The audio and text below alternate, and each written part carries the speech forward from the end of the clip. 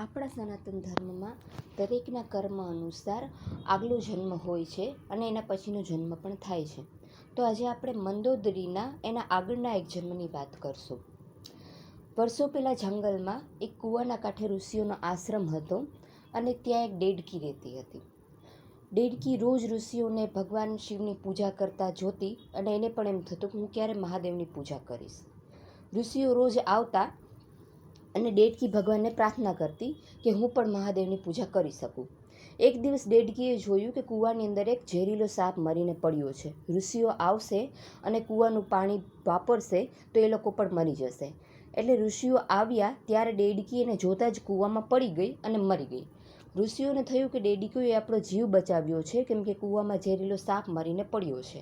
તો ઋષિઓએ પોતાની મંત્રશક્તિથી એ છોકરીને ડેડકીને છોકરી બનાવી દીધી. પછી એને વરદાન માગવા માટે કહ્યું. તો છોકરીએ કીધું કે મારે મહાદેવની ભક્તિ કરવી છે તમારી જેમ જ, અને મારા લગ્ન પણ એની સાથે જ થાય જે આ વિશ્વનો સૌથી મોટો મહાદેવનો ભક્ત હોય.